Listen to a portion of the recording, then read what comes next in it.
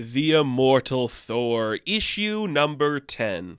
That's right, folks, we just had the Roxxon Presents debut issue of Thor, featuring the Roxxon Age of Comics with Chad Hammer and his Thor truck using Mjolnir Premium, and now we are seeing the ramifications of that book hitting store shelves. That's kind of cool. I like that. You know, few people I'm comfortable getting very meta. Sometimes it comes across as good, sometimes it comes across as bad. But Al Ewing, hey, I'm for it, man. You get weird with it. So Thor is literally reading the Roxxon Presents Thor #1 book, and he's like, this is stupid. This isn't me. But he needed to read it so, like, the physical manifestation of that version of Thor could exist in the real world. So then Thor is about to fight the big old Chad Hammer man himself. He's like, what are you? He's like, I'm Thor, stupid, duh. And he's ready to beat him up. He's like, you're nothing. You're not real. You're not really Thor. Doesn't matter. I'm the canonical Thor. He's like, no, you're the keep. You're the keep. You're a magical manifestation. I know exactly what you are. I forget that Thor's so smart sometimes, says Enchantress, because we always seen you portrayed sometimes as like a big dumb jock. But you're actually ancient and wise and have been through a lot. So you can see through a lot of facades. Doesn't matter, though. You're going to have to fight this big Thor. And the fact that this Thor exists in this modern world is really starting to affect our old school Thor, and he can't think properly. He's like, I can't, I'm only thinking in basic thought and stuff going on. I can't really, like, conjure anything that's original. So the Roxxon Thor punches him through the window, and our Thor goes, well, that just happened. That's going to leave a mark. He's like, what's wrong with me? I'm only speaking in cliches. I'm not having original thought. He's right behind me, isn't he? And he's like, haha, yeah, I am. Look at me. Woo! Roxxon Thor is awesome. Yeah, capitalism. Woo! I'm going to beat you up, Thor. I'm going to make us a global brand. We're going to have TikTok videos about us and stuff. There's going to be comic book YouTubers and TikTokers and influencers who are, like, proud to got, like, sponsored by Roxxon and stuff. Woo! Let's go. It's like, I hate you. He's like, nah, Thor, you don't hate me. You just hate that you're useless now.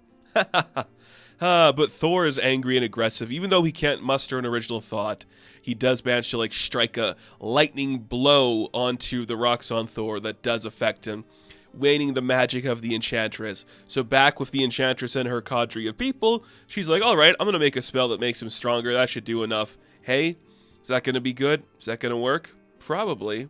Kind of cool. We also see that Scourge is about to do something with his axe. Uh-oh, what's that going to be? We'll cut back to it in a minute here because we got to kind of finish up our fight going on with the Thors. Our normal Thor he's doing great. He's going to win the day. The Roxxon Thor crashes onto the ground. People around them are watching. A guy starts to, like, live stream it on Rox Live. And it's just looking like a Thor is beating up a Thor. Who knows what's real or fake? Then we cut back to the Enchantress, and they just killed Dario.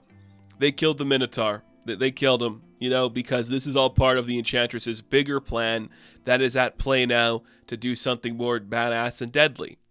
So she impersonates somebody named Astrid Mora. Of course, that is just like, Amora, her name. She's the new vice president of Roxxon, and she's like, you got to get security up here. I just saw Thor. He just left. It was scary. Something just happened. Hurry. Something dreadful's happened. Knowing that they just killed the Minotaur so she can take over the company is essentially what's going on here. And hey, man, hostile takeover of a company. That's a really cool thing to see. Never thought I'd see that being like a main feature in a Thor book, but here we are. That's kind of cool. Back on the fight with the Thors, we see that our normal Thor is kind of getting back on track. He's getting to be a little more normal. Things are working out for him again. He's doing okay. And he's like, all right, here's my warning shot to take you down. And you just see, like, you may have Mjolnir, but I have Mjolnir Premium. I'll destroy you. He's like, this isn't a real hammer. No, he doesn't say this isn't a hammer. He's like, that's not a knife. This is a knife. And does like a Crocodile Dundee reference, because the other thing is, he can't have a real thought. He's going to talk like Spider-Man for a bit. But Spider-Man, there's more nuance to it. I know there's more nuance to when Spider-Man talks. It's fine. Sorry if I offended you with that comment, but that's just what's happening. Roxxon Thor is losing. He's literally he's like, I'm the canonical Thor. I'm the officially licensed Thor. I can't lose like this. He's like, no, you can. Because I am not freaking owned by Roxxon. I am literally mythology, my man. You're nothing. I could destroy you easily. And he does. You're just a pretender. And the bystanders are like, oh shit, Thor just killed Thor live on stream. He's like, ha, no, my friend, I did not kill Thor. This is a magical thing called the Keep, and it cannot die. You will see for yourself that this is just like a shred of disguise, and it will change you to something else, and everything's going to be A-okay. Nothing bad has happened here. His brain is still kind of fuzzy. He has, like, Amora says, did I do that? You know, making another reference, but things are kind of normal. He starts trying to, like, call for his axe, or his, like, is it his new hammer that's Tormund? I can't remember what, like, his weapon is that he's calling for. He's calling for it. And when he calls to it, we see that the murder weapon flies out of the back of Dario Egger. And security's like, did we just see the weapon fly through the window? He's like, yeah. Hostile takeover, baby. And now Thor has a bloody axe on his hands. And what is the last line that this Thor kind of like trapped in metatextual bullshit cliches says? It's not what it looks like. Damn it, Al. You hit them all, didn't you? You had to hit everything. You had to make it all funny and silly and make a really compelling and interesting book. You just had to do that, didn't you? No, man, this is cool. Like, this is kind of fun. I love this idea because there's few characters in, like, Marvel I think you could really, like, play this into, where it's essentially making Roxanne Thor into what they've made of Chris Hemsworth's Thor, and then, like, the mythological Thor is like, no, this is stupid and bad. I don't know any other, like, characters in Marvel that you could really do that with. I guess Captain America would be one. The Punisher would be another one. A Daredevil, maybe. Jessica Jones, maybe. But, like, doing it with Thor, it works really well. Because he's got characters that make sense for that. He's got a power and a lineage that makes sense for that. And Ewing is just having so much fun doing something crazy and different with this book.